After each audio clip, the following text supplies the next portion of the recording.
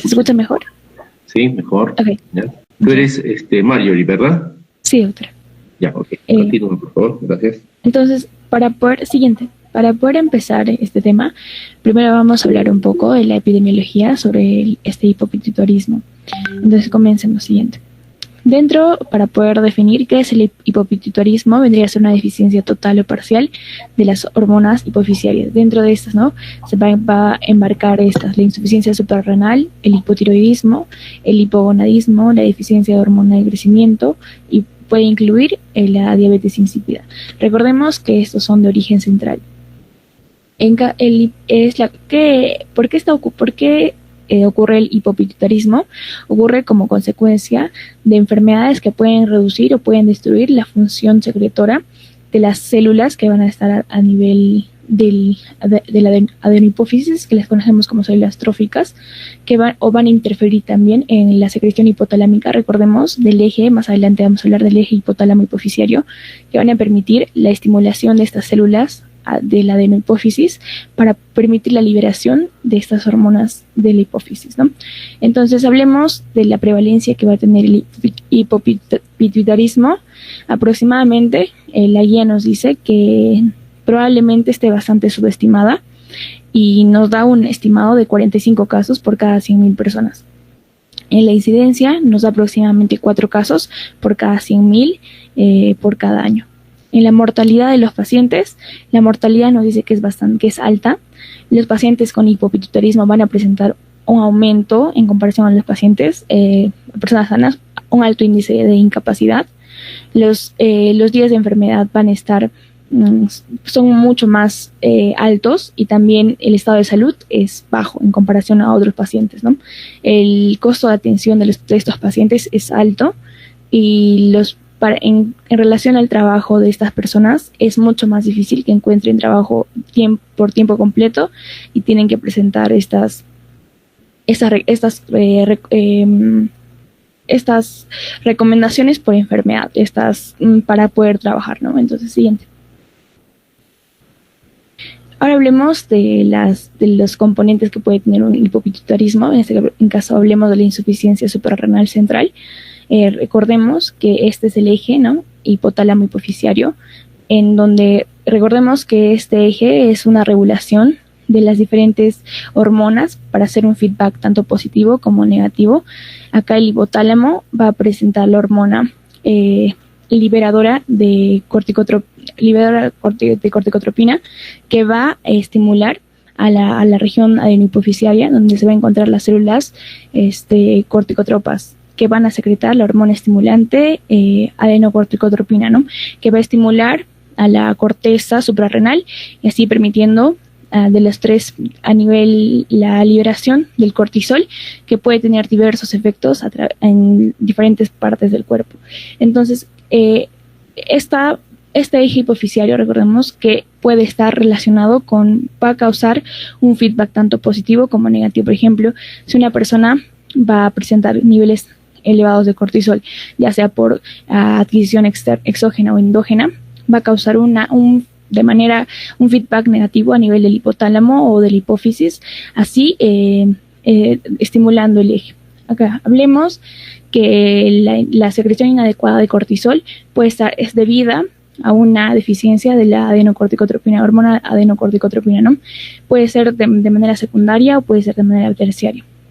Dentro de la secundaria encontramos la enfermedad que va a afectar a nivel de la hipófisis y lo que va a causar es impide la liberación de la hormona adenocorticotropina. Dentro de la terciaria va a estar la insuficiencia hipotalámica.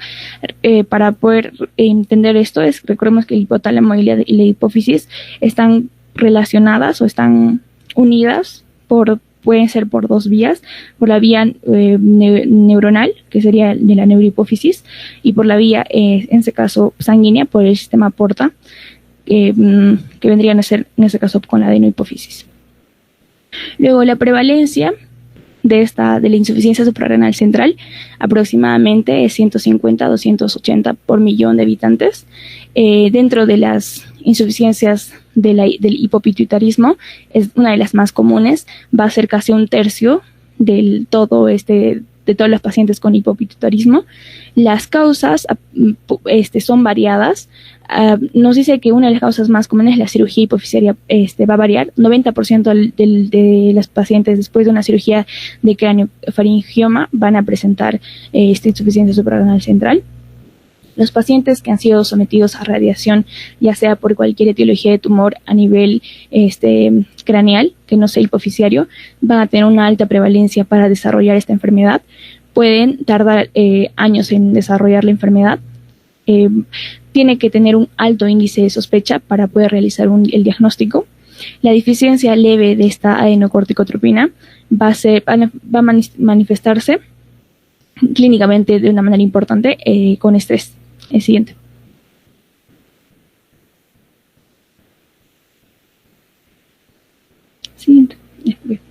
Dentro del otro componente estaría el hipotiroidismo central.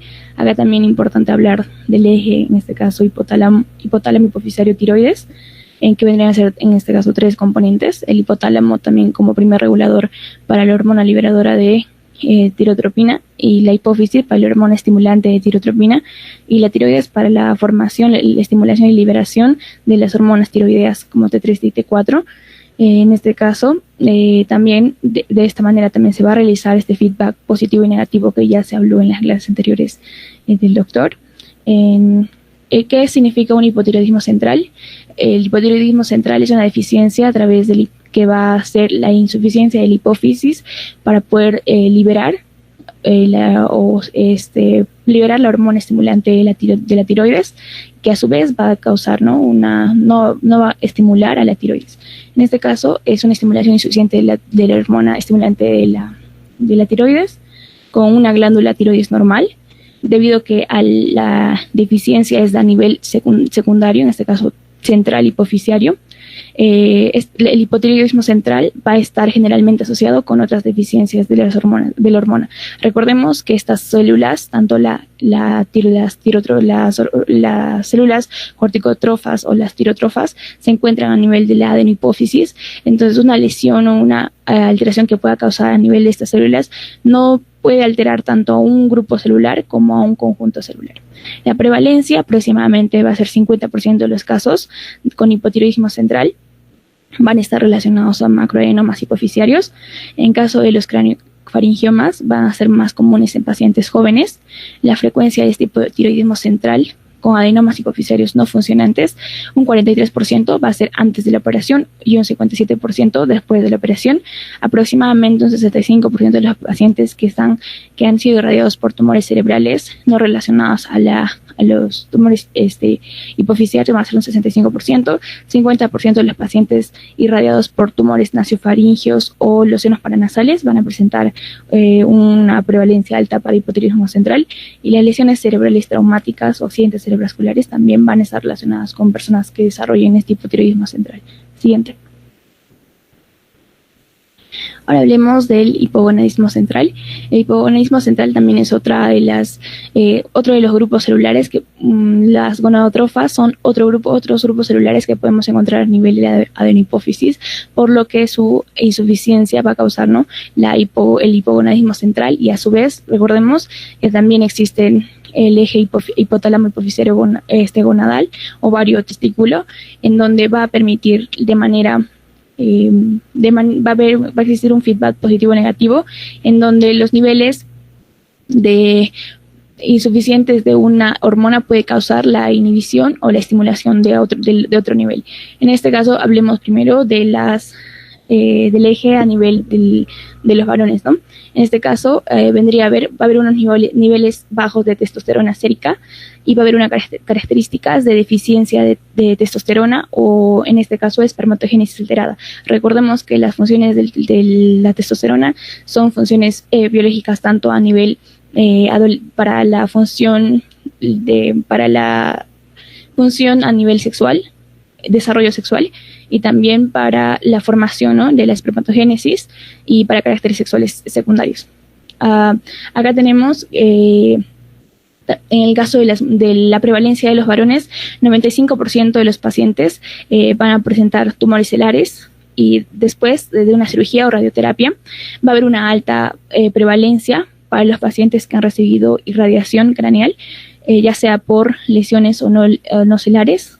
La hiperprolactinemia va a estar atribuida a tumores con medicamentos con una tasa común con el hipogonadismo. En el caso del eje hipofisiario, hipotálamo hipofisiario de la mujer, va a estar relacionado con la gónada, que es el ovario, en donde vamos a hablar en la fase premenopáusica, donde se van a encontrar bajos niveles de estrógenos séricos, una alteración de la ovulación con oligomenorrea y amenorrea.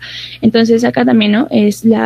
Recordemos que la hormona luteinizante o la hormona estimulante, el folículo estimulante, son hormonas que están bastante desarrolladas tanto para la formación de los caracteres sexuales secundarios femeninos como para para el ciclo menstrual, para el control y regulación del ciclo menstrual, así como vemos los picos hormonales que permiten la liberación del óvulo. Entonces va a haber una alteración tanto de las funciones de los propios estrógenos como de la ovulación. Dentro de la mortalidad del hipogonadismo central, la gonadotrofina no tratada es un factor. El hipogonadismo central es un factor independiente de riesgo, aproximadamente 1.86%. El reemplazo de esteroides sexuales se ha asociado con una tasa de mortalidad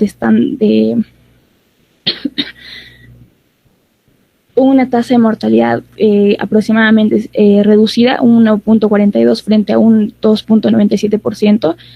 Siguiente. Ahora hablemos de la deficiencia de hormona de crecimiento en los adultos.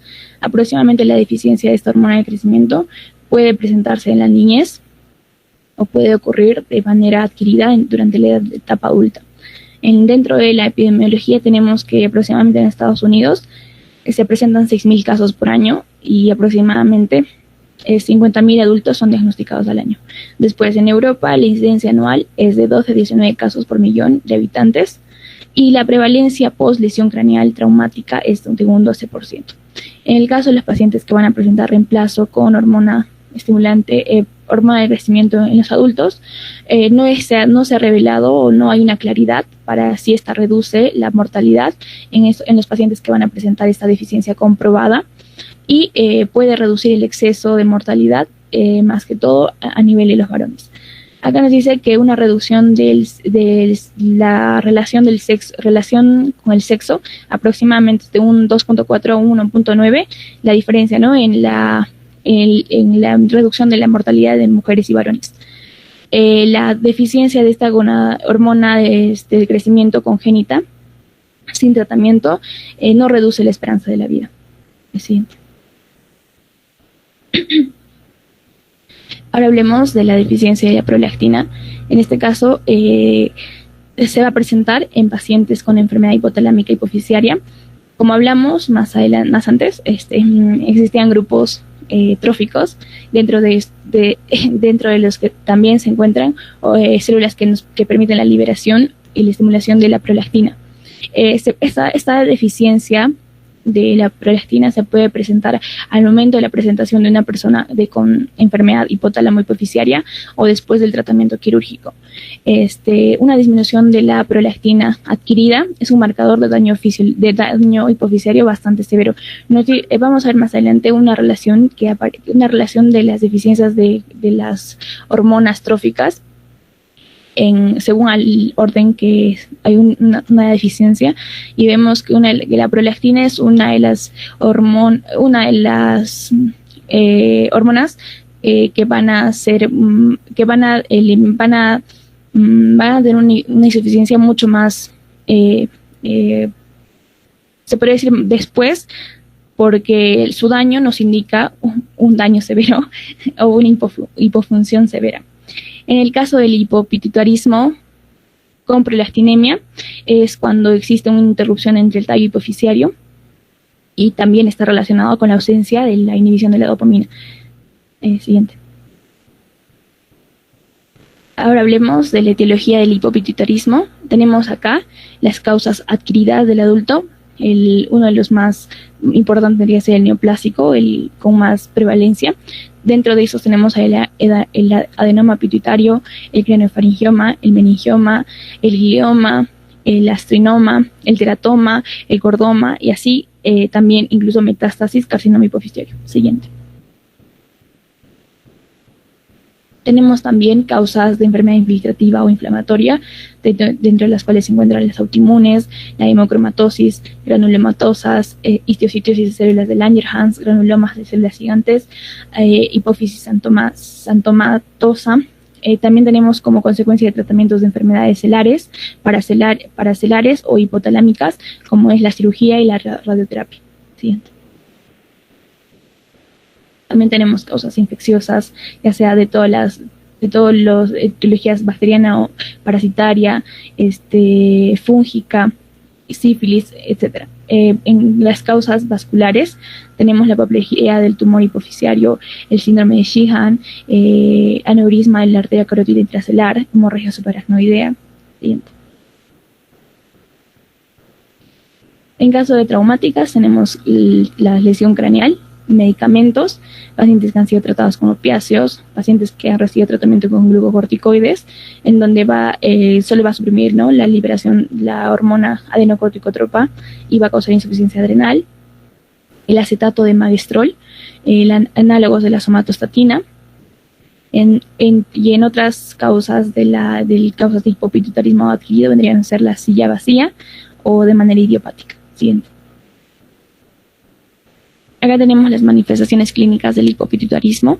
Tenemos en general relacionadas, ¿no?, a la insuficiencia de las hormonas tróficas hipofisiarias. Acá, por ejemplo, la deficiencia de la hormona adenocorticotropina, la hormona estimulante de la tiroides, la hormona luteíno estimulante o la hormona folículo estimulante y la hormona del crecimiento, va a causar una deficiencia de estas, va a causar fatiga, debilidad, así como la deficiencia de la hormona estimulante de la tiroides va a causar ganancia de peso.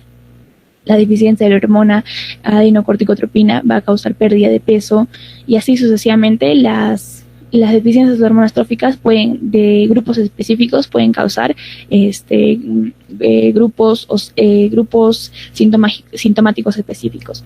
Acá tenemos, por ejemplo, de los signos y síntomas de manera cutánea, la deficiencia de la hormona adenocorticotropina y la hormona luteinizante y folículo estimulante pueden causar palidez, así como con la asociación con la hormona estimulante de la tiroides, de piel seca. Siguiente. Ahora tenemos sintomatología cardiovascular y metabólica, en donde van a estar relacionados todas las hormonas. La hormona estimulante de la tiroides y la hormona de crecimiento, una deficiencia de esas puede causar hipertensión. La deficiencia de la hormona adenocorticotropina puede causar hipotensión ortostática. La deficiencia de la hormona estimulante de la tiroides puede causar bradicardia, y así cada grupo trófico y de hormona hipofisiaria va a causar una respectiva sintomatología cardiovascular. En caso de la pulmonar, la deficiencia de hormona adenocorticotropina y la hormona estimulante de la tiroides puede causar dificultad para respirar o disnea respiratoria. Siguiente. Dentro de la sintomatología gastrointestinal tenemos acá más predominante la hormona adenocorticotropina, hormona adenocorticotropina, donde puede causar anorexia, náuseas, vómitos, diarrea, heces blandas, y la hormona estimulante de la tiroides, la deficiencia puede causar constipación. Tenemos también sintomatología musculoesquelética, también sintomatología renal, en donde va a estar, ¿no?, la deficiencia de la ADH, en donde es en casos cuando hay destrucción o cuando hay una lesión a nivel hipofisaria grave, puede causar la deficiencia de esta hormona, puede causar aumento de la sed o sintomatología como poliuria o nicturia. Siguiente. Bueno, acá a nivel de sintomatologías del sistema reproductivo, ven acá las predominantes, las que van a estar mucho más relacionadas van a ser la hormona luteinizante y la hormona folículo estimulante, en donde van a causar sintomatología como disfunción eréctil, disminución de la libido, sofocos, infertilidad, sequedad vaginal. Es por eso, luego también tenemos un patrón secuencial habitual de las deficiencias hormonales, como les comenté hace un momento. La presentación de la deficiencia hormonal está documentada de manera ordenada. Normalmente primero hay una deficiencia o insuficiencia a nivel de la hormona del crecimiento, luego posterior de las gonadotropinas, en este caso sería la hormona luteinizante y folículo estimulante, la TSH, la deficiencia de la hormona estimulante de la tiroides, por último la hormona adenocorticotropina, y acá nos pone un ítem que vendría a ser la prolactina. En caso que exista, vuelvo a repetir, una deficiencia de prolactina, es un indicador de una deficiencia mucho más severa de hipofunción a nivel de la hipófisis. Pueden existir excepciones, ¿no?, de esta relación. Siguiente. Bien, bueno, ahora para hablar del diagnóstico del hipopituitarismo, se tiene que saber que las características, el diagnóstico va a estar mucho más relacionado o limitado hacia un análisis hormonal para el diagnóstico. En este caso, por ejemplo, tenemos acá cómo se realiza el diagnóstico para la insuficiencia suprarrenal central. En este caso, tenemos para la insuficiencia suprarrenal central, la hipófisis va a estar relacionada con la adenocorticotropina. Se realizan estas tres pruebas, una que vendría a ser la tolerancia a la insulina, en donde se va a administrar aproximadamente 0.5 hasta 0.15 unidades por kilogramo de manera intravascular endovenosa, y se va a hacer un muestreo de la sangre antes de los 30 minutos, al 0 minutos, 30 minutos, 60 minutos, 120 minutos. Entonces, la glucosa debe caer aproximadamente menor a 40 miligramos por decilitro o 2.2 milimoles por litro. El pico de cortisol debe ser mayor a 500 o a 550 nanomoles por litro, según el ensayo que nos presentan. Luego están las dosis estándar de corticotropina. Nos da dosis estándar de corticotropina y dosis bajas de corticotropina. En la dosis estándar vendría a ser 250 microgramos,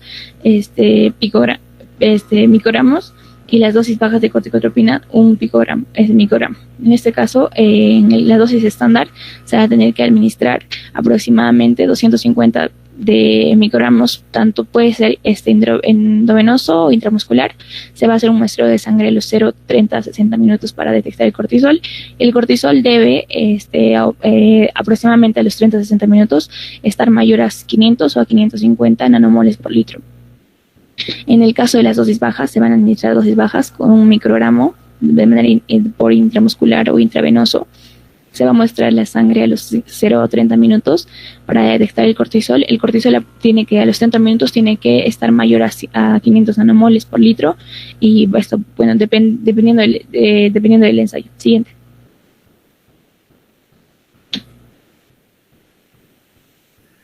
Continuando con la exposición, vamos a hablar un poco más acerca del diagnóstico. En cuanto al diagnóstico, mi compañera ya presentó en la tabla que necesitamos medir los niveles de cortisol, especialmente con estas tres pruebas de tolerancia a insulina, con inoculación de corticotropina a dosis estándar o a dosis baja.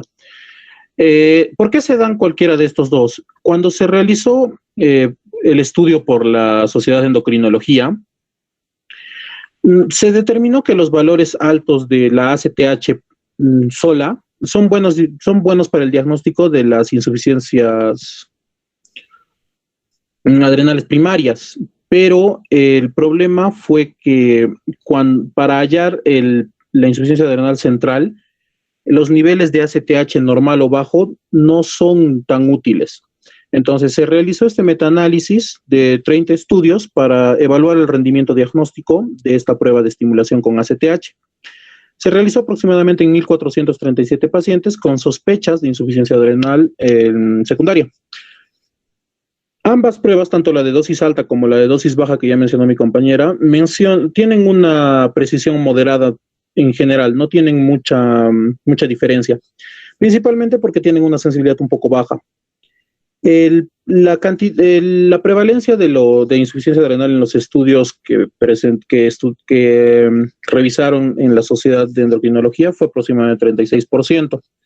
No hay una evidencia estadística significativa entre la precisión de una u otra dosis, entonces se puede recomendar igualmente cualquiera de las dos. Ahora, para comprender estos exámenes, se necesita saber la probabilidad de que el paciente esté previamente enfermo, o sea, que el paciente ya llegue enfermo al realizarse la prueba, y que estas pruebas tienen limitaciones.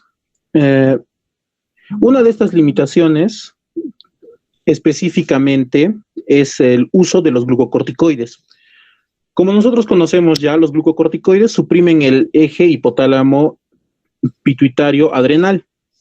Y estas interferencias de los glucocorticoides con este eje interfieren directamente en las mediciones del cortisol. Ahora, la guía recomienda que las pruebas bioquímicas deben realizarse al menos entre 18 y 24 horas después de la última dosis de corticoides. El que más mencionan en la guía, el que más utilizan es la hidrocortisona. Entonces, si nosotros tenemos un paciente que está recibiendo hidrocortisona, la medición del cortisol se debe realizar después de 18 o un día incluso, de 18 horas o 24 horas, después de su última dosis. Cuando son glucocorticoides sintéticos, este rango de tiempo se amplía mucho más, pueden ser 2, 3 días. Los médicos también tienen que evaluar que la duración con los glucocorticoides interfiere. No es lo mismo un paciente que lleva un periodo corto de tiempo con glucocorticoides que uno que lleva bastante tiempo con tratamiento con glucocorticoides. Ahora, otro problema que tenemos para la medición son los estrógenos orales. Los estrógenos orales pueden interferir directamente en los niveles de cortisol sérico total. ¿Por qué? Porque puede aumentarse esta CBG, que vendría a ser la globulina transportadora de corticosteroides. Al aumentar esta globulina transportadora de corticosteroides, capta más cortisol sérico, entonces nos puede dar falsos negativos. Mi compañera mencionó que hay picos de normalidad, la tabla que presentó son sus picos de normalidad. Entonces, para nosotros determinar que un paciente puede tener o es indicativo de insuficiencia adrenal, nosotros debemos tomar como punto de corte el nivel de cortisol menor a 18.1 microgramos por decilitro, o en su defecto en milimoles, que es menor de 500 nanomoles por litro. La sugerencia de la guía es que el cortisol sérico total se debe medir entre las 8 y 9 de la mañana como prueba de primera línea para diagnosticar estas insuficiencias adrenales centrales. Se recomienda no utilizar un nivel de cortisol aleatorio, o sea, no tomarlo en cualquier momento. Se sugiere que los niveles de cortisol menores a 3 gramos por decilitro sean indicativos de la enfermedad, pero niveles de cortisol mayores a 15 microgramos por decilitro sean excluyentes, probablemente excluyen el diagnóstico. Si bien es cierto que el punto de corte aquí lo ponen como 18.1, la guía da una sugerencia de un rango entre 3 microgramos y 15 microgramos. Menos de 3 sugiere que tenemos una insuficiencia adrenal. Pero si estamos en el otro lado, si tiene mayor a 15 microgramos, probablemente se esté excluyendo el diagnóstico. La prueba de estimulación con corticotropina se sugiere principalmente cuando los valores matutinos, estos valores de 8 a 9 de la mañana, estén justo en este rango, entre 3 y 15 para salir de dudas. Los niveles máximos de cortisol que sean menores a 18.1, como mencioné, a los 30 o 60 minutos que ya mencionó mi compañera, ya son indicativos. Siguiente, por favor. Cuando hablamos del hipotiroidismo central, las recomendaciones de la guía mencionan que se debe medir la T4 libre y la TSH sérica para evaluar que existe este hipotiroidismo central, como ya hemos visto en clases de de tiroides, es necesario medir la actividad de la T4 libre y de la TSH.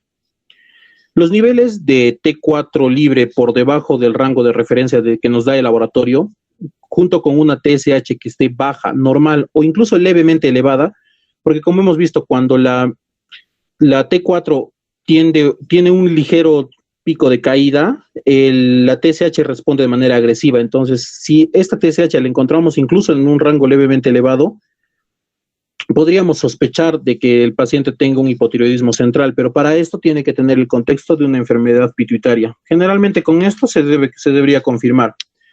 En los pacientes que tengan enfermedad hipoficiaria y niveles bajos, incluso en el rango normal de la T4 libre, es decir, que estén en el límite inferior, se puede sospechar que tengan hipotiroidismo central leve, y incluso la guía aquí dice que se puede comenzar con el tratamiento con levotiroxina, con LT4, si hay síntomas sugestivos.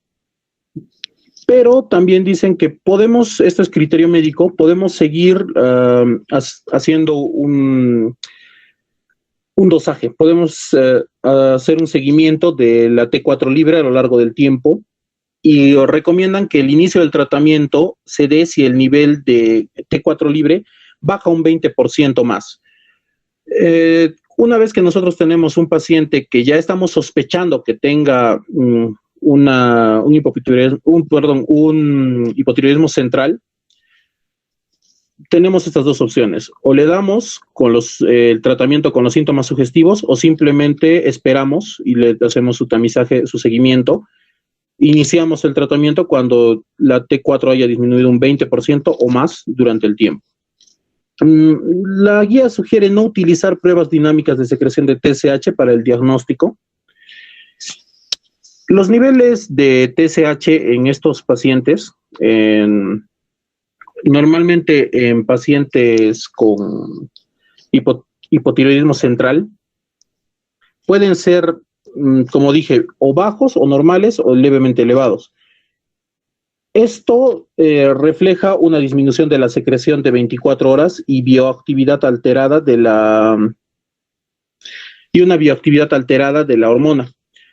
También puede haber una inmunoactividad relativamente conservada. Entonces, como hemos visto nosotros para la parte de tiroidismos primarios, el problema normalmente son inmunitarios, pero aquí vemos que el problema es la bioactividad alterada, pero inmunitariamente hablando están normales, están en un aspecto no patológico. A diferencia de lo que ocurre con el hipotiroidismo de tipo primario, los niveles de TSH y la T4 no se correlacionan, no hay una correlación como teníamos en ese gráfico de aumento y disminución de la T4 y la TSH. Por esto es que no se puede utilizar los niveles de TSH solos para el diagnóstico o control del hipotiroidismo central. La combinación de la T4 libre baja con una TSH no elevada, no marcadamente elevada, ya nos da el diagnóstico de este hipotiroidismo central. Siguiente, por favor.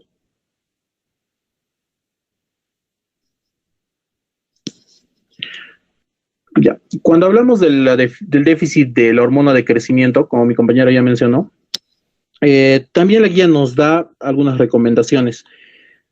Dentro de las recomendaciones, en los pacientes que tengan sospecha de déficit de la hormona de crecimiento, se recomienda una prueba de estimulación con esta misma hormona, con la hormona de crecimiento. Las mediciones sin estimulación, es decir, una medición aleatoria, no tiene utilidad, según lo que nos menciona la guía. Se recomienda también el uso de puntos de corte de índice de masa corporal debidamente controlados para evaluar valores máximos de la hormona de crecimiento. Otra sugerencia que nos dan es no realizar pruebas bioquímicas para el déficit de hormona de crecimiento en pacientes con características ya claras de este déficit y otros 3 déficits de hormonas hipoficiarias ya documentados. Si nosotros tenemos ya un paciente con 3 déficits hipoficiarios documentados, ya no es necesario hacerle esta prueba de estimulación de hormona de crecimiento. Siguiente, por favor.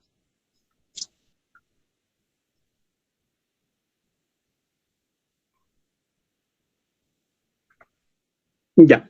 Al igual que habíamos visto en el anterior caso de la adrenal, el déficit de hormona de crecimiento también se debe evaluar de acuerdo a parámetros.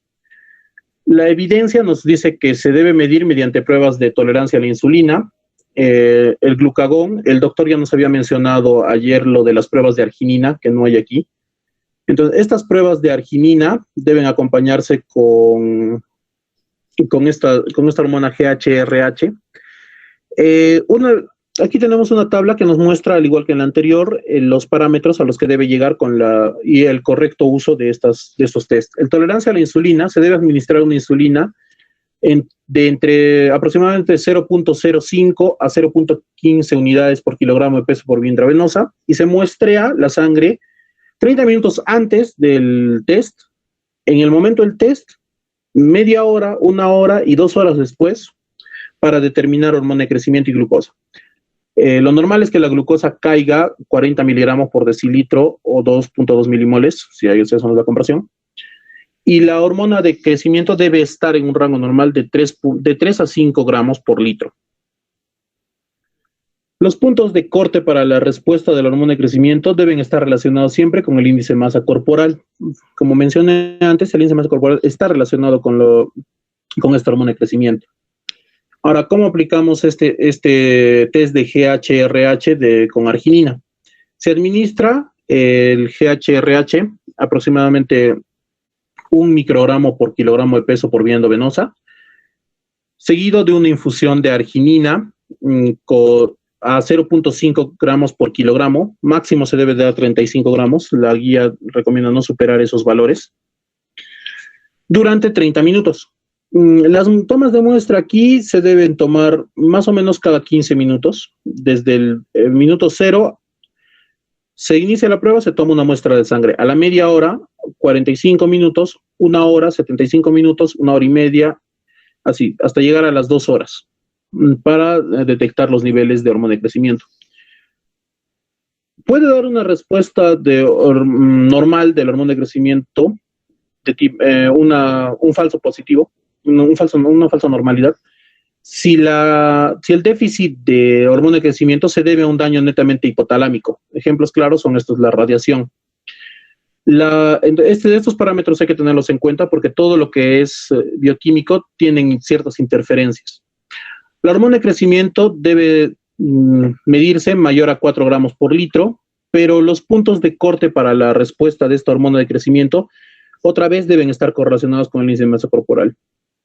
La obesidad normalmente atenúa esta respuesta que tiene la hormona de crecimiento ante la estimulación. Entonces, si nosotros vemos pacientes obesos, debemos sospechar que debemos pensar que estos pacientes no van a tener una respuesta igual que un paciente delgado a la estimulación de la hormona de crecimiento. Finalmente tenemos el glucagón. Se puede administrar el glucagón, 1 miligramo. Incluso aquí ya la ventaja del glucagón aquí es que ya según el peso corporal también ya varía. O sea, si es menor a 90 kilogramos se le pone 1 miligramo. Si es mayor a 90 kilogramos de peso se le puede poner 1.5 miligramos. Y se toman muestras de sangre cada media hora desde el inicio de la prueba hasta llegar a las 2 horas para evaluar la hormona de crecimiento y la glucosa. La hormona de crecimiento tiene que estar en un rango mayor a 3 gramos por litro, pero estos valores también tienen que correlacionarse con el IMC otra vez. Siguiente, por favor.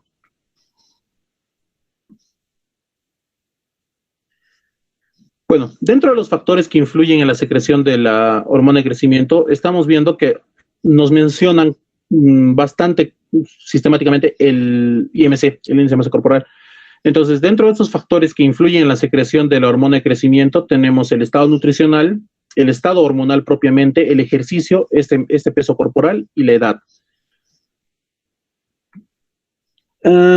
Ahora, estas pruebas de reserva de la hormona de crecimiento se asocian normalmente a una alta tasa de falsos positivos. Como vimos en el cuadro, tienen este problema de que pueden estar influenciados por diferentes aspectos. Un ejemplo que hemos puesto ha sido la radiación en el daño hipotalámico. Entonces, la evidencia que nos muestra la guía nos dice que El diagnóstico de los adultos que tienen diagnósticos previos de un déficit de la hormona de crecimiento, que se ha dado principalmente en la infancia, ya sea congénita o adquirida, pero que ha empezado en la infancia, es más fácil, porque estos pacientes de por sí tienen una baja estatura, entonces es más fácil reconocerlos. Sin embargo, debido a las características clínicas que posee el déficit de la hormona de crecimiento en adultos, la adquirida, normalmente ya cuando son mayores es sutil y no necesariamente específica de algún trastorno hipofisiario subyacente.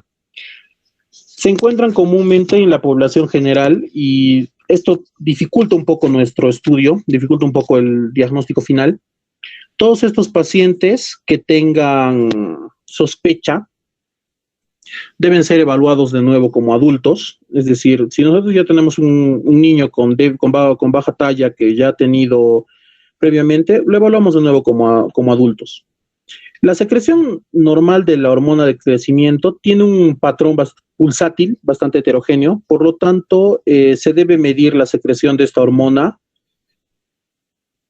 como hemos mencionado, después de la estimulación y en distintos momentos de la estimulación. Una toma basal no suele ser útil, o sea, una sola toma basal sin estimulación no suele ser útil para el diagnóstico. Ahora, a diferencia de la hormona de crecimiento, hay otra que ya nos ha mencionado el doctor en clases, que es el factor de crecimiento insulínico tipo 1. Ese sí es relativamente reproducible y estable, tiene una vida media circulante de entre 24 a 30 horas. Sus valores ajustados por edad en un laboratorio certificado nos pueden proporcionar una información valiosa sobre la actividad real de la hormona de crecimiento. El problema radica en que más o menos el 20% de los adultos con déficit de hormona de crecimiento pueden tener incluso niveles normales de este factor de crecimiento insulínico tipo 1, especialmente en lo que se refiere a varones. Ahora, cuando habíamos hablado de la parte de las interferencias, hemos mencionado que tiene que tener ciertos criterios. Los criterios de evaluación, cuando existe esta probabilidad de déficit, hemos dicho ya que los adultos jóvenes necesitaron terapia. También hay otros pacientes, como pueden ser los pacientes que tienen presencia de daño hipofisiario. Los pacientes que tienen daño hipofisiario, por ejemplo, pueden ser antecedentes de cirugías, lesión intracelular, que mi compañera ya mencionó también, la hipoplasia, las masas, los traumatismos, las lesiones, los ACVs que hayan comprometido estas zonas celares. Entonces, nosotros para evaluar la GH es un poco más complicado que otras hormonas. Siguiente, por favor.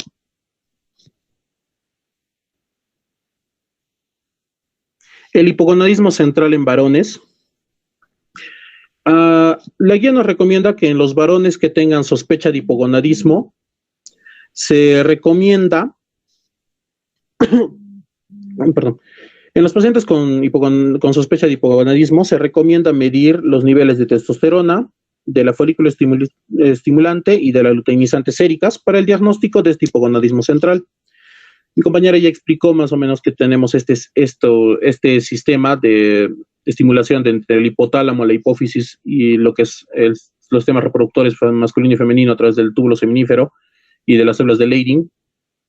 Entonces, en los varones, las células de Leydig nos sirven para la producción de testosterona, que mi compañera explicó sus efectos, y el túbulo seminífero, simplemente, como su nombre lo indica, para la producción de espermatozoides.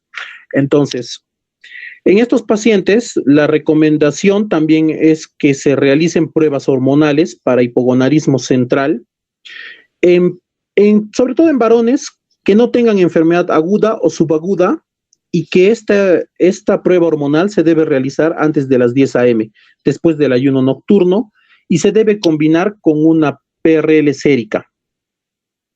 Siguiente, por favor.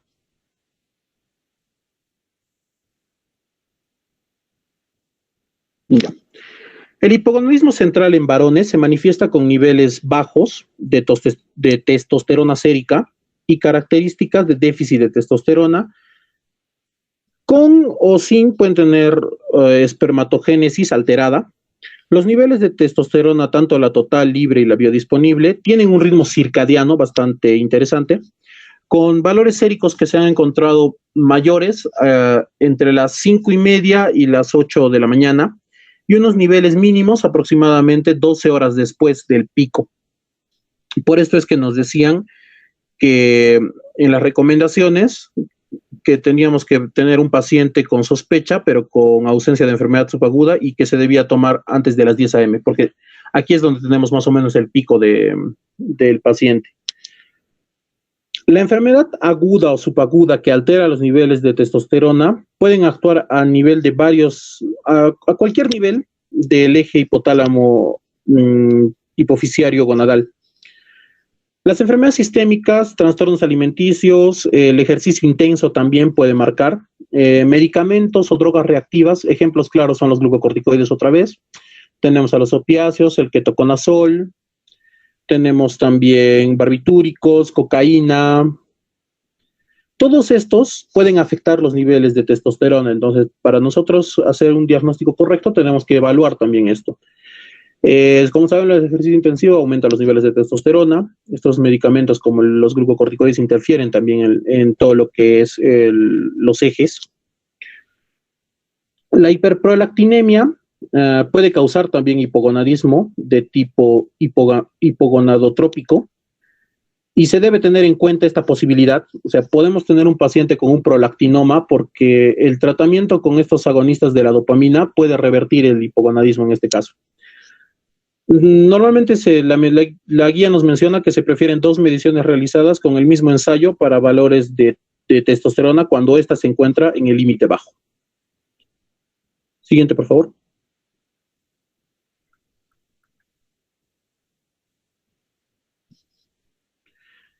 Los niveles de testosterona han demostrado disminución relacionada con la edad. Se ha demostrado que en hombres sanos, con T séricas, en hombres que están completamente sanos, las T séricas pueden alcanzar niveles bastante altos o niveles pico a los 30 años. Luego de esto, los pacientes tienen una reducción aproximadamente entre el 1 al 2% anual de su testosterona pico. Esto es normal y por eso es que decíamos que la edad era uno de los factores que había que considerar. La distribución de la testosterona es un 2% de la testosterona se encuentra de manera libre, no unida a proteínas. 44% de esta sí se encuentra unida a su proteína transportadora, a su globulina transportadora. Y un 54%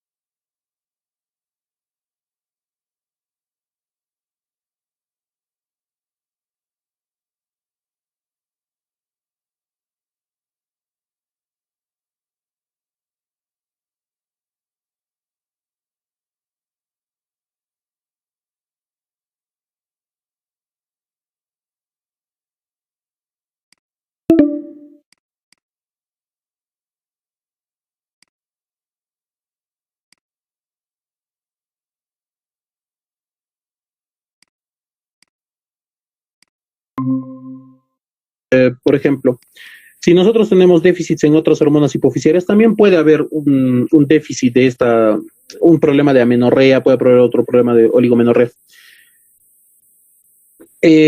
Lo obvio es que si tenemos una paciente con amenorrea, lo primero es descartar el embarazo. O sea, descartamos el embarazo y ya podemos sospechar en estos pacientes.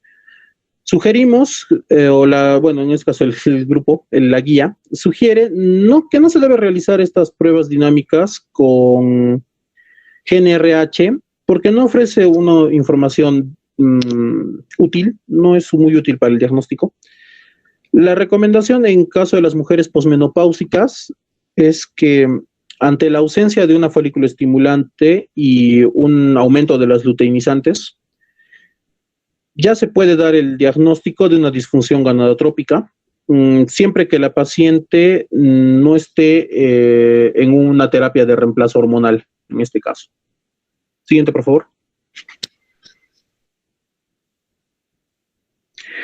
El hipogonadismo central en mujeres requiere la exclusión de estas afecciones que mencioné, que pueden causar problemas de la ovulación. Ya mencioné la hiperprolactinemia, disfunción tiroidea y el hiperandrogenismo. ¿Por qué la GNRH no se utiliza para el diagnóstico inicial?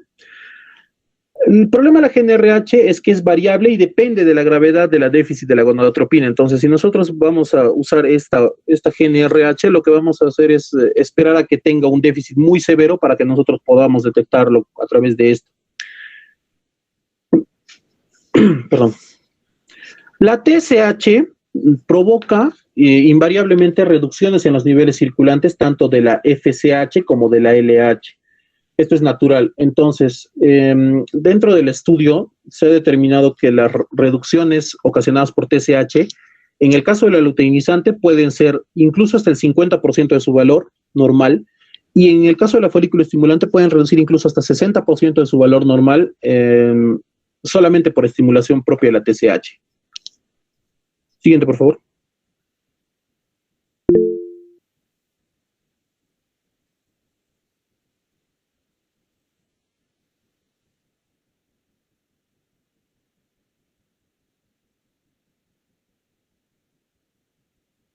Perdón.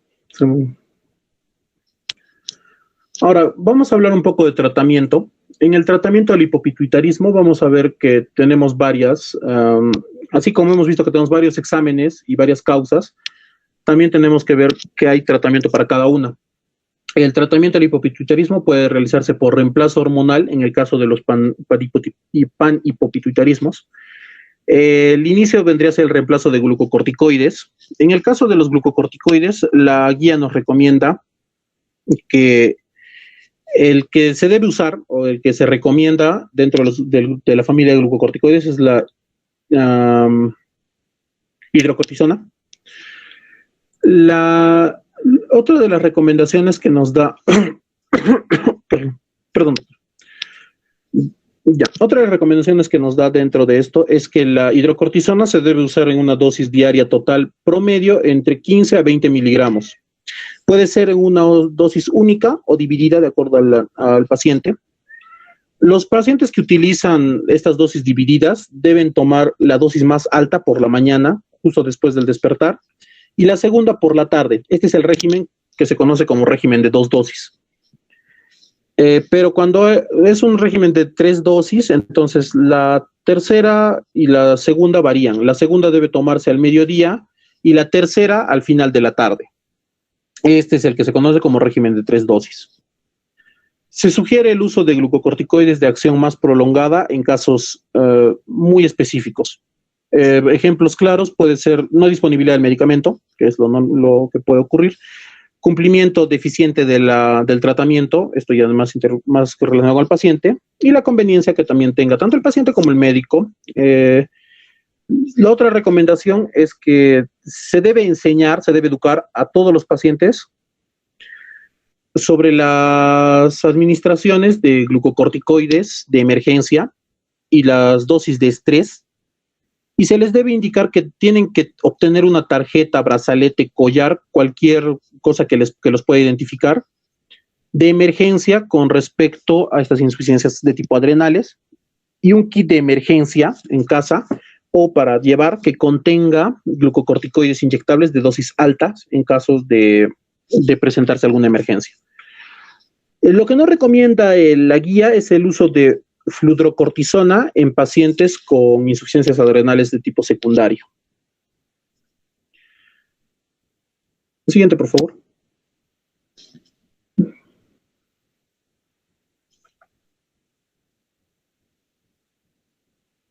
Disculpe, doctor, lo votó a mi compañero del MIT.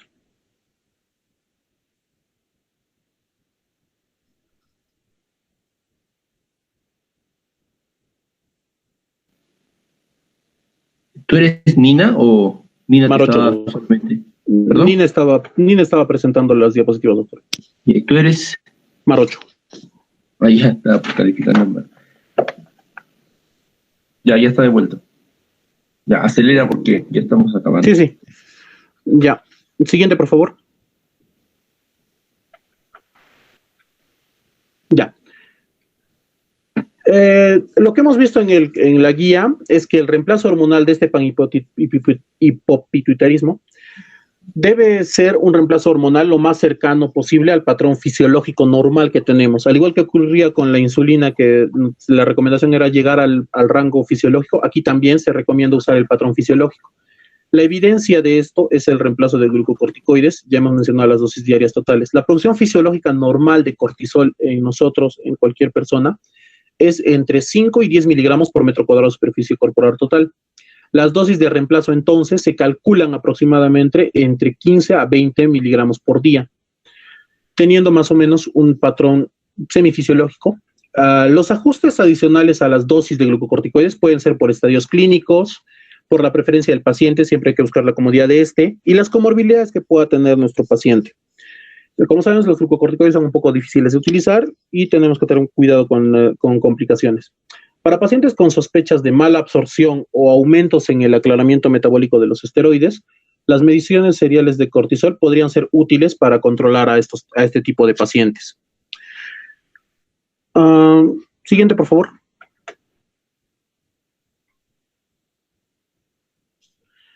Ya.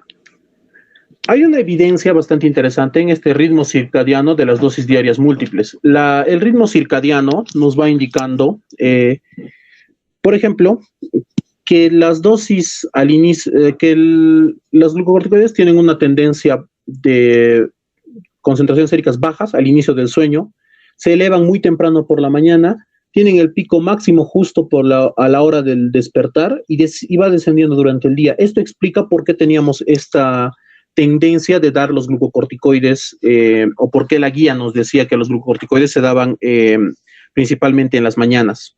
Al menos la primera dosis, la dosis más alta, se daba al despertar, porque aquí es donde tenemos el pico más alto, fisiológicamente hablando. Entonces, tratamos de imitar estos picos. El tipo de reemplazo con glucocorticoides, normalmente los que más se utilizan son la hidrocortisona, que es el que recomienda la guía, después está la prednisona, la cortisona y la dexametasona.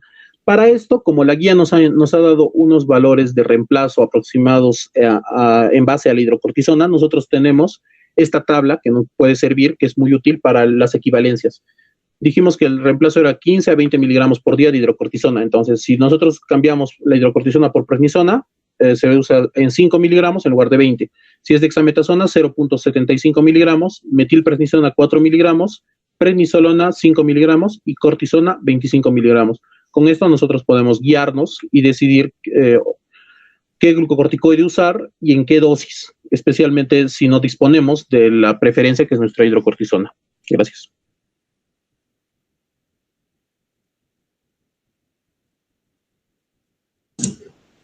Continuando con la exposición, perdón. Vamos a empezar a hablar de lo que es el reemplazo de andrógenos en mujeres. Para este reemplazo de andrógenos de mujeres, la Sociedad de Endocrinología no recomienda que se dé rutinariamente, o se dé diariamente la dihidroepiandrosterona. Tampoco recomiendan el uso de testosterona en mujeres que presenten hipopituitarismo. El uso de hidroepiandrosterona está contraindicado, o sea, no se recomienda porque no se conoce exactamente su efectividad y la seguridad que va a tener este fármaco en mujeres con insuficiencia adrenal. Para hacer el tratamiento de reemplazo con la testosterona, hay varias presentaciones de lo que va a ser la testosterona. La testosterona generalmente se puede presentar en forma de tabletas, como va a ser en enantato y cipinoato. Generalmente, cuando se va a dar este enantato y cipinoato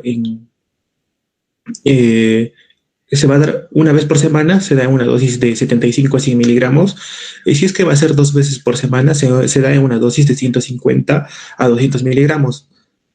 Este es, por ejemplo, una imagen de lo que va a ser el cipinoato, y también hay otra presentación de la testosterona. La testosterona también se puede presentar en forma de parches, las cuales no se ponen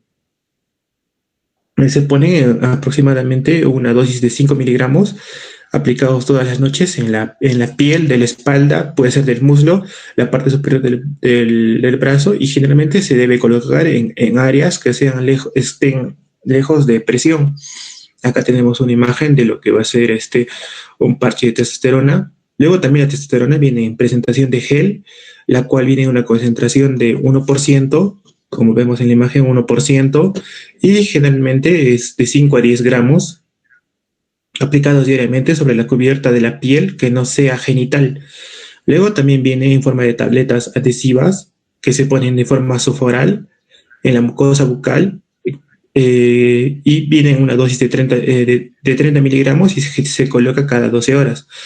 Luego viene en la testosterona en pellets. Estos pellets son implantes que se van a colocar a nivel subdérmico, y generalmente tienen una duración de 3 a 6 meses. Luego de eso, vamos a hablar de lo que es la crisis suprarrenal. La crisis suprarrenal, lo que se recomienda es que en el tratamiento de crisis adrenal secundario a una insuficiencia adrenal, el tratamiento recomendado es de 50 a 100 miligramos de hidrocortisona con una inyección parenteral inmediata. Ahora, la crisis adrenal no está influenciada por el nivel educativo, el índice de masa corporal, tampoco tiene que ver la dosis de glucocorticoides, ni tampoco el tratamiento con dihidroepiandrosterona, la edad al momento del diagnóstico, el hipogonadismo, tampoco tiene que ver con el hipotiroidismo ni con el déficit hormonal de crecimiento. La crisis adrenal puede tener como manifestación inicial una insuficiencia hipoficiaria. A pesar de tener la función mineralocorticoide conservada, estos pacientes con insuficiencia adrenal tienen igual o mayor riesgo de hacer una crisis adrenal. Se ha visto que estos pacientes con insuficiencia adrenal, con crisis adrenal, tienen mayor riesgo de hacer un accidente, un problema cardiovascular, por lo cual los lleve a la muerte. Y también no se encontró una relación clara entre la diabetes insípida y la crisis adrenal en mujeres al momento de su ingreso al hospital. El reemplazo en los pacientes con insuficiencia adrenal, el reemplazo de glucocorticoides y la fluidoterapia, los líquidos, debe ser inmediato, sobre todo si es una insuficiencia adrenal secundaria. También el éxito del tratamiento en estos pacientes con insuficiencia adrenal es que se debe dar una educación al paciente.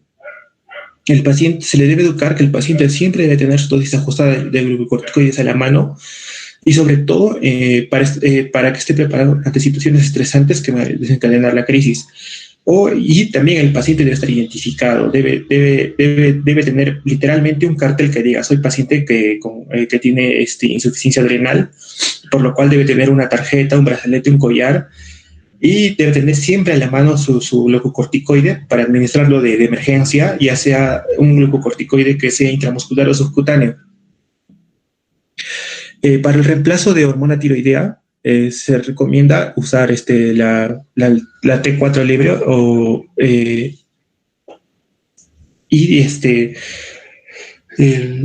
y tener los niveles de T4 séricos siempre por encima del rango recomendado. La dosis de T4 libre que se va a dar generalmente es de 1.6 gramos por kilogramo día, ajustado siempre de acuerdo al contexto clínico, a la edad y a los niveles de T4 séricos que presenta el paciente. La guía, la Sociedad de Endocrinología, no recomienda tratar el hipotiroidismo central, perdón, ahí es central o congénito. El hipotiroidismo central no está recomendado ser tratado con T3 y tampoco con otras formulaciones de hormonas tiroideas. Se hizo un estudio donde se vio y se intentó dar más dosis, ¿no?, de T4 más por encima de 1.6 gramos por kilogramo día. Y esto trajo como consecuencias mayor consumo de T3 en el cuerpo. También produjo fracturas vertebrales en los pacientes con hipopituitarismo. Y para hacer un seguimiento de estos pacientes que se les hace reemplazo de hormona tiroidea, no es recomendable hacer el seguimiento con los valores de TSH. Lo que se recomienda es usar siempre los valores de T4 séricos. Ahora, para el reemplazo de testosterona, generalmente se hace cuando hay un hipogonadismo central y se usa para prevenir una anemia generalmente debido a la deficiencia de testosterona. Se usa para reducir la grasa, se usa para mejorar la densidad mineral ósea, para mejorar el líbido, también para mejorar la función sexual, los niveles de energía y la masa muscular. El reemplazo de estrógenos en mujeres premenopáusicas se recomienda generalmente un tratamiento con hormonas gonadales, como son el estrógeno y la progesterona, en mujeres premenopáusicas que tengan un hipogonadismo central, siempre y cuando no existan contraindicaciones. Ahora hay dos tipos de, generalmente, una principal característica que hay que tener en cuenta para indicar el tratamiento es si la mujer tiene útero o no tiene útero, o sea, si es sometida a esterectomía o aún conserva su útero. Cuando en caso esta mujer tenga el útero conservado, se usa una terapia combinada de estrógenos con progesterona para evitar lo que es la hiperplasia endometrial.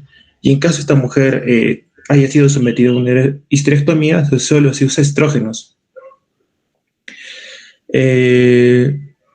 Y también se ha visto que, aparte de eso, las mujeres que usan esta terapia, sobre todo en mujeres que son menopáusicas y posmenopáusicas, se ha visto que hay una disminución de síntomas vasoconstrictores, que son los sofocos, los bochornos y la sudoración nocturna. También se ha visto que se mejora la atrofia vaginal y la frecuencia urinaria y la disuria. Ahora, el tratamiento con estrógenos hasta los 45 años de edad disminuye el riesgo de cardiovascular y la mortalidad, pero el tratamiento en estas mujeres jóvenes aumenta el riesgo de cáncer de mama.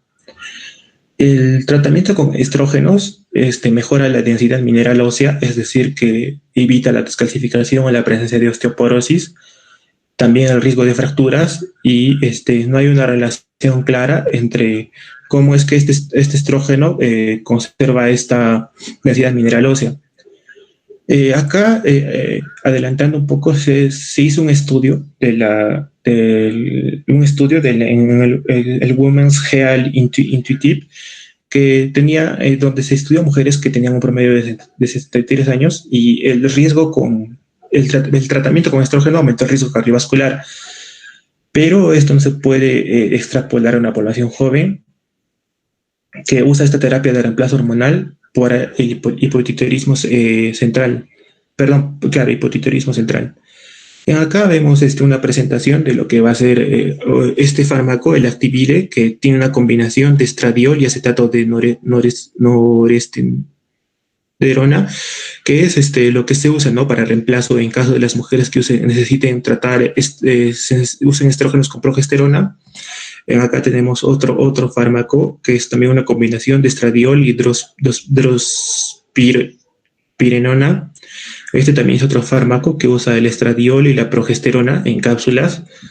Este es otro fármaco en Minbay que usa el estradiol y el noretindrone, que son fármacos también que sobre todo son recomendados en mujeres que tienen conservado el útero, porque es lo que se conoce la terapia combinada de estrógenos con progesterona. Acá hay otro fármaco que es el Profes, que también usa el estradiol con el norgestimato. Acá hay unas formas generalmente prescritas de lo que va a ser el estrógeno. Generalmente se presentan en tabletas.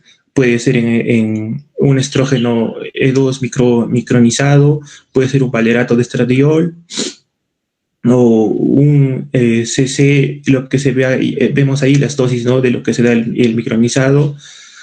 de 0.5 se puede dar 1 hasta 2 miligramos al día, el valerato de estradiol de 1.5 miligramos al día, y lo que se ha visto, esto es generalmente el uso de estos es en ese estudio, ¿no? El estudio WHI, que la W de Women's, la H de Health y la I de Intuitive. También hay otra presentación de estrógenos, que son los transdérmicos, como son los parches de estradiol. Estos generalmente vienen en una dosis de 0.025 a 1 miligramo. Se da de 1 a 2 veces por semana, dependiendo de la preparación. Y generalmente estos corresponden a comprimidos, y generalmente lo que más destaca de estos parches transdérmicos es que no van a tener interacción o generalmente con los glucocorticoides o otras hormonas que disminuyen su dosis. Esa es la ventaja de usar un estrógeno transdérmico. También hay otra presentación del estrógeno, que puede ser un gel percutáneo, que que se da generalmente de 0.25 a 1.5 miligramos una vez al día. También hay presencia de estradiol en aerosol transdérmico, que se da en una dosis de 1.5 miligramos una vez al día. Luego también hay una presentación de estrógeno en forma de anillo vaginal, como vemos en la imagen. Es un anillo, y esta se viene generalmente en la presentación de acetato de estradiol. También hay, como veíamos, las tabletas de progesterona oral, el acetato de metroxiprogesterona, la norepinefrina, el neta, el acetato de megestrol, la dihidrogesterona, el acetato de cloronidina, la medrogestona, el acetato de nomogestrol, la promegestrona, las cápsulas de progesterona también oral, que generalmente viene en la presentación de progesterona micronizada, y generalmente la progesterona no se evita dar en pacientes que tengan alergia al maní.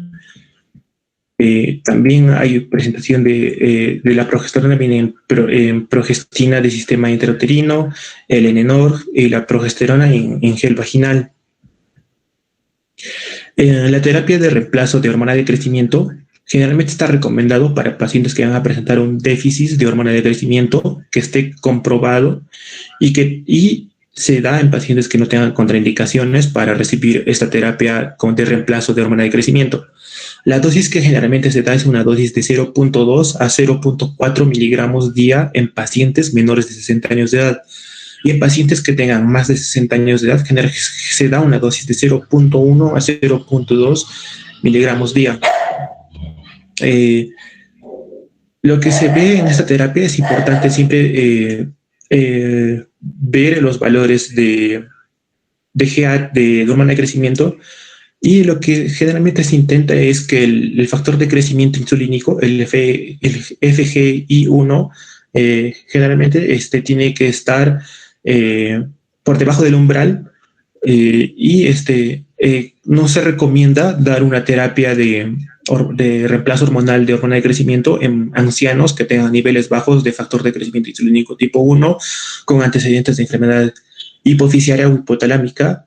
Y tampoco se recomienda, al menos en Estados Unidos, porque esta guía de la Sociedad de Endocrinología es una guía estadounidense, no se recomienda. En Estados Unidos no está recomendado el uso para atletas, ya que se llama mala práctica, porque se ha visto que hay atletas que usan la hormona de crecimiento para generar mayor hipertrofia muscular y mejorar su rendimiento, pero en Estados Unidos está prohibido porque se considera mala práctica. También siempre se prefiere iniciar con dosis bajas de reemplazo hormonal, porque puede haber una retención de líquidos. Y las mujeres que reciben tratamiento con estrógenos y las personas obesas siempre van a requerir dosis más altas de hormona de crecimiento. Esto justamente es lo que les decía. Cuando se hace terapias con estrógenos, con cualquier otra presentación que no sea los parches subdérmicos, siempre va a haber este problema, ¿no? Van a requerir dosis más altas de GH. Pero lo que se ha visto es que cuando tú tratas, por ejemplo, haces una mujer con gonadismo central, con hipogonadismo central, pero con parche subdérmico, cuando tú tratas a una mujer con parche, no requieres aumentar la dosis de GH. Pero si tratas a una mujer con déficit de estrógeno, la tratas con cualquier otra presentación, la presentación de gel, los fármacos inyectables, sí vas a requerir aumentar tu dosis de hormona de crecimiento. Y también en las personas obesas. La presentación que generalmente, en la presentación que generalmente viene esta hormona de crecimiento es siempre inyectable, es la presentación más común. Este es un cuadro de monitoreo del paciente el cual nos sirve para ver al paciente después que se ha iniciado el reemplazo de la hormona de GH. Siempre debemos medir los factores, el factor de crecimiento insulínico tipo 1, por lo menos 6 semanas después de iniciar el reemplazo y después de variar la dosis, ¿no? De aumentar la dosis. Y luego de eso, cada 6 meses siempre se debe medir el factor de crecimiento insulínico tipo 1. Siempre se debe evaluar el peso corporal, la presión arterial, la circunferencia de la cintura y el índice de masa corporal cada 6 meses. Se debe evaluar también la función tiroidea, la función suprarrenal y reemplazar y ajustar la dosis según lo indicado. Siempre se debe evaluar el perfil metabólico, incluidos el azúcar en sangre y los lípidos, cada 6 meses, y evaluar la densidad mineral ósea por una densitometría cada 18 meses, y evaluar periódicamente la masa hipofisiaria residual mediante una resonancia magnética hipofisiaria, y también se debe evaluar la calidad de vida del paciente. Las interacciones, ahora vamos a ver las interacciones entre las hormonas de reemplazo. Por ejemplo, una interacción entre glucocorticoides y hormona de crecimiento. Siempre es recomendado antes de iniciar la terapia con hormona de crecimiento, es siempre revisar el eje hipotálamo pituitaria glándula adrenal. Este eje es antes de iniciar la terapia de reemplazo con GH. Y en caso el paciente se reciba tratamiento con glucocorticoides, se va a requerir siempre dosis altas de GH. ¿Por qué? Porque la GH lo que hace es inhibir la transformación de la cortisona a cortisol. Y esto hace que los pacientes que reciben o que reciben GH con corticoides también requieran más dosis de cortisol, ya que la GH inhibe este proceso, ¿no? De que la cortisona se vuelve en cortisol. Ahora también los pacientes que tengan una reserva suprarrenal baja pueden volverse hipoadrenales porque justamente la GH va a suprimir esto y puede precipitar a que haya una formación de una insuficiencia adrenal. Otra interacción también es de la de glucocorticoides con reemplazo con la terapia para la tiroides. También se sugiere a los pacientes con hipotiroidismo central para hacer una evaluación a los pacientes que les vamos a dar que tienen hipotiroidismo, y vamos a darles un tratamiento con glucocorticoides. Es siempre importante evaluar su función adrenal para descartar que haya una insuficiencia adrenal antes de iniciar la terapia con T4 libre. Y si no es factible hacer esta evaluación, el médico debe prescribir una terapia empírica con glucocorticoides en pacientes que tengan un hipopituitarismo central y que estén comenzando con una terapia de T4 libre hasta que se haga una evaluación definitiva de la insuficiencia adrenal. Lo que no debe, antes de iniciar siempre la terapia con glucocorticoides en estos pacientes, se debe descartar completamente la presencia de una insuficiencia adrenal para iniciar la terapia, ¿no? con el T4 libre en esos pacientes con hipotiroidismo central. ¿Por qué? Porque la hormona tiroidea lo que va a hacer es acelerar el aclaramiento de cortisol. Y al acelerar el aclaramiento de cortisol, lo que hace es precipitar una insuficiencia adrenal. Y lo que se debe hacer es que en caso de haber terminado haber terminado el descarte de insuficiencia adrenal, siempre se debe empezar con la terapia para glucocorticoides. Y también se ha visto que las dosis fisiológicas farmacológicas de glucocorticoides suprimen los niveles de hormona liberadora de tiroterpina. Los pacientes con hipopituitarismo central que reciben terapia con glucocorticoides, por lo general no requieren que se les ajuste la dosis de T4 libre. Otra interacción también importante es la de glucocorticoides con estrógenos. Lo que va a pasar es que en esto es que la terapia con estrógenos aumentan el cortisol libre plasmático. El 95% del cortisol circulante se une a lo que es la proteína, la globulina de unión a corticoides. Y el resto que queda sin la albúmina. Lo que pasa con el estrógeno es que con los estrógenos aumentan las globulinas transportadoras de corticoides y por lo tanto aumentan los corticoides. Por eso hay que tener cuidado al hacer esta combinación, ¿no?, de estrógenos con glucocorticoides, porque al dar estrógenos a un paciente que recibe corticoides, puedo aumentar el riesgo de corticoides en sangre. Y se ha visto que no hay esta interacción de estrógenos con glucocorticoides, no hay en caso se dé el estrógeno transdérmico.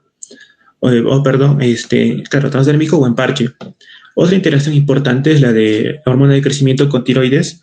Y lo que pasa es que en estos pacientes con déficit de hormona de crecimiento que reciben terapia de reemplazo hormonal con hormona de crecimiento tienen un riesgo de desarrollar hipotiroidismo, y por lo general se ha visto que este riesgo está entre los 3 a 6 meses de terapia.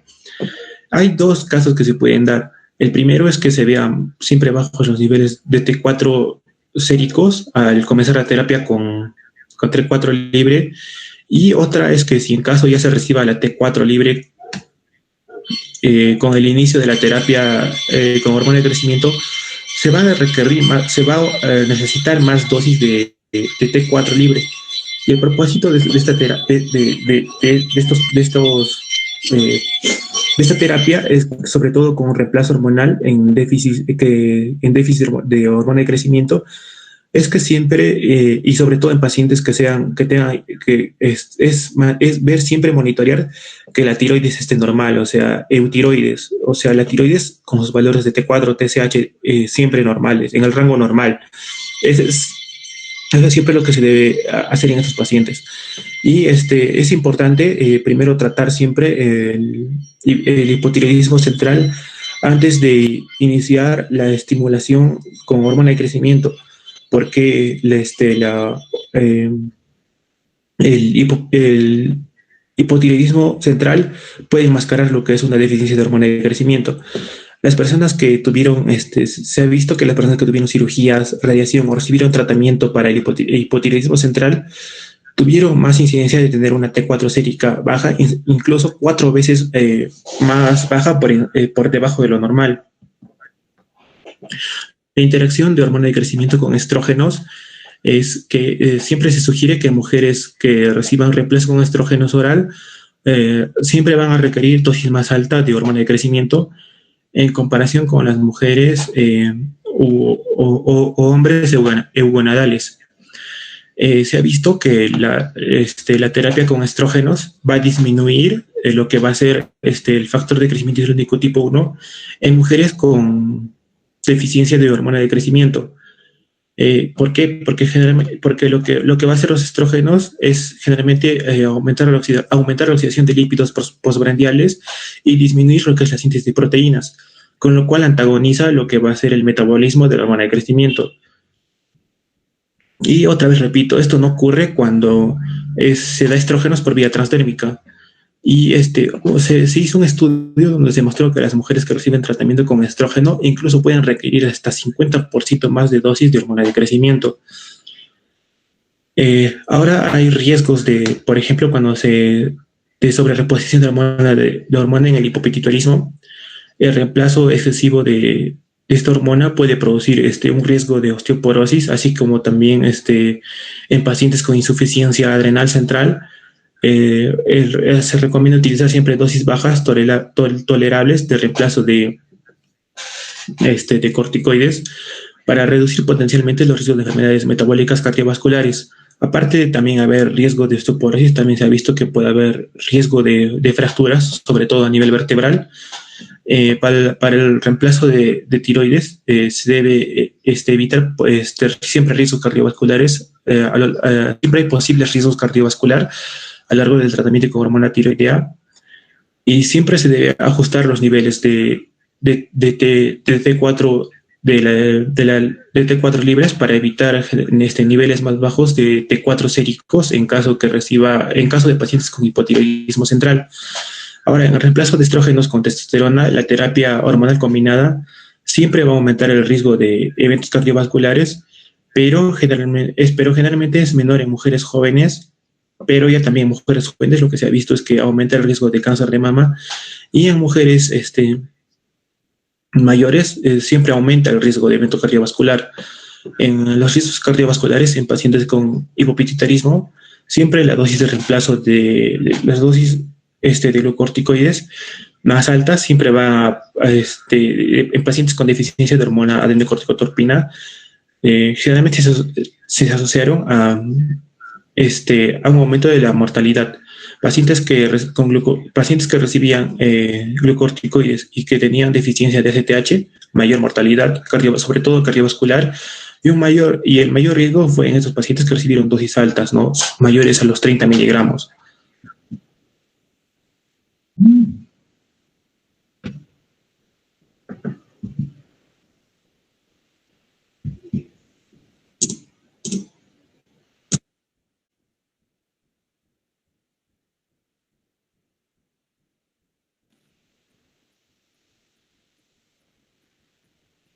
No se te escucha, Gary.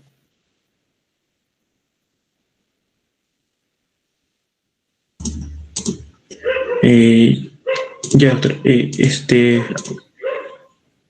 Ahora, sobre el riesgo de sobreprotección hormonal en el hipopituitarismo, es lo que le estaba...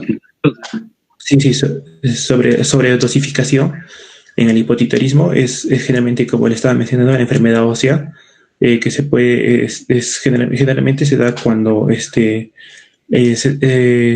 se sobredosifica, ¿no? Y generalmente lo que hay que hacer es hacer una evaluación individualizada del reemplazo con glucocorticoides, y siempre se sugiere que el reemplazo de corticoides entonces sea en dosis bajas, para que haya una mayor formación ósea y un equilibrio positivo de remodelación ósea. Se debe evitar el reemplazo excesivo para reducir el riesgo de osteoporosis, y también se ha visto que puede producir fracturas, pero no se ha hecho una asociación exacta entre este reemplazo de hidrocorticoides con las fracturas. En un paciente sospechoso lo que se debe ver es la evaluación de fracturas vertebrales. Se ve puede ser a través de una radiografía simple de columna o una absorbancia de rayos X de energía dual. También se debe identificar a los pacientes con fracturas vertebrales insospechadas. La recomendación es que el control de reemplazo de T4 libre, como se recomienda en las secciones anteriores, y se debe evitar el reemplazo excesivo para reducir el riesgo de fracturas. Los riesgos cardiovasculares en los pacientes con hipopituitarismo en terapia de reemplazo, para el reemplazo excesivo de glucocorticoides siempre se recomienda la dosis más baja tolerable de reemplazo de hidrocorticoides, para reducir potencialmente el riesgo de enfermedad metabólica y también de enfermedad cardiovascular. Y para el reemplazo tiroideo, la recomendación es para evitar los posibles riesgos cardiovasculares a largo plazo, es del tratamiento con hormona tiroidea insuficiente o excesiva, se debe ajustar siempre la dosis de T4 libre para evitar los niveles más bajos o los niveles más elevados de T4 sérica en pacientes con hipopituitarismo central. Los reemplazos de estrógeno y testosterona es, como les mencionaba, siempre va a haber, cuando se haga una terapia de este tipo, siempre es recomendable ver la edad de la paciente, que la guía dice que si es menor de 45 años de edad, tiene menor riesgo, pero si es mayor de 63 años, tiene más riesgo de hacer eventos cardiovasculares.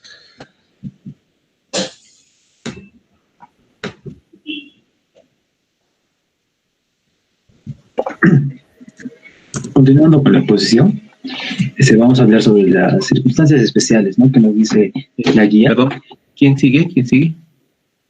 ¿Perdón? ¿Eres tú mismo, Gary? ¿No? ¿Has cambiado de voz? No. Cambié, soy Mijael Ocharán. Gary, ¿no? Mijael Ocharán, doctor. Ah, ¿qué? ¿Y tienes o sea, son 4 ustedes? Sí, doctor. Ya. Bueno, en aras del tiempo, quedamos ahí. Pensaba que eran 3 nomás. ¿Cuántas diapositivas tienes, Ocharán? Son 12 diapositivas, doctor. 12, ¿no? Entonces, ya lo dejamos para la próxima. Ya. Bueno, ya les mandé por si acaso las preguntas, ¿no? Para los que no vieron el chat, les mandé las preguntas del pasito de hasta esta parte, ¿ya? Continuamos